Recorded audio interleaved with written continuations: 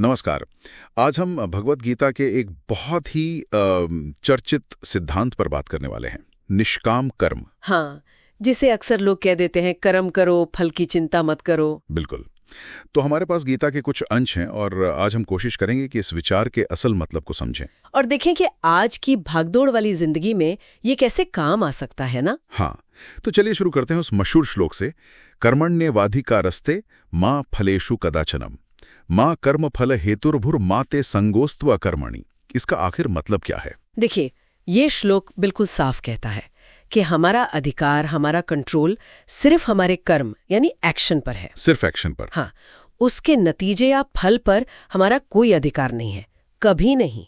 और श्लोक आगे ये भी कहता है कि न तो हम खुद को कर्मों के फल का कारण माने, अच्छा, और ना ही हमारी आसक्ति, हमारा लगाव कर्म न करने में हो, मतलब आलस में या निष्क्रियता में। ओके, तो ये आलस का है, काम टालने का बहाना नहीं है बिल्कुल भी। कतई नहीं, बल्कि गीता तो इसके बिल्कुल उलट कर्म में कुशलता की बात करती है। कुशलता मतलब एक्सेलेंस? हाँ, यानी जो भी आपका काम है, आपकी ड्यूटी है, उसे पूरी काबिलियत और लगन से करना, लेकिन जो नतीजा है उसे खुद को बांधना नहीं।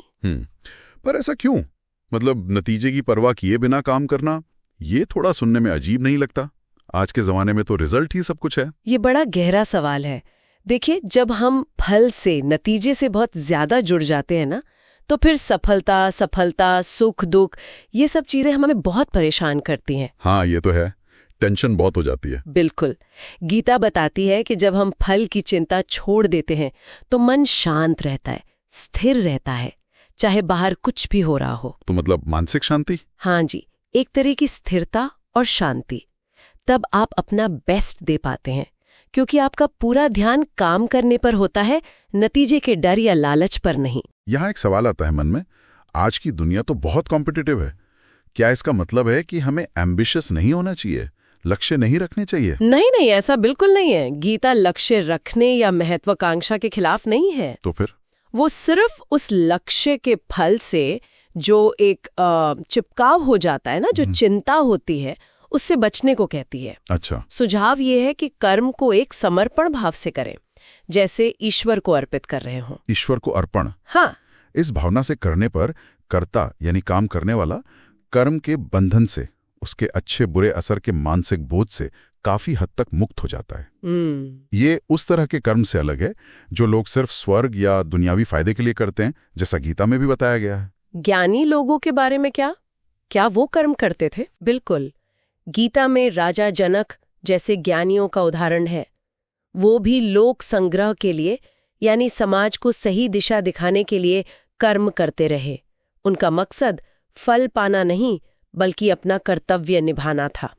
तो अगर मैं इसे समेटने की कोशिश करूं, इसका सार ये हुआ कि हमें अपना पूरा ध्यान अपने काम पर, अपनी जिम्मेदारी पर लगाना है। हाँ, उसे अपनी पूरी क्षमता से बेस्ट तरीके से करना है। बिल्कुल। और फिर नतीजा चाहे जो भी आए, उसे स्वीकार करने की हिम्मत रखनी है। एकदम सही। कुंजी यही है, अपना तय काम, अपना कर्तव्य पूरी लगन से करें, पर बिना किसी अटैचमेंट के, अनासक्त भाव से। और उसे एक ऊंचे मकसद को समर्पित समझे। जी।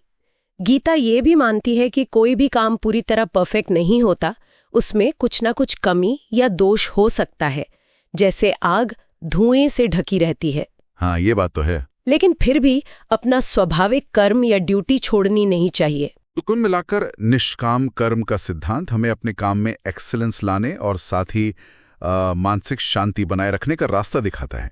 ये पैसिविटी नहीं है, बल्कि एक्शन में शांति है। हाँ, बहुत खूब कहा। तो आज के श्रोताओं के लिए एक सोचने वाली बात छोड़ जाते हैं। जरूर। जरा सोचिए, अगर हम अपने रोज के कामों में, ऑफिस का काम हो, घर की जिम्मेदारी हो, कोई पर्सनल गोल हो, अपना ध्यान सिर्फ इस बात पर लगाएं कि हम अपना प्रयास कितना अच्छा कर रहे हैं, जी।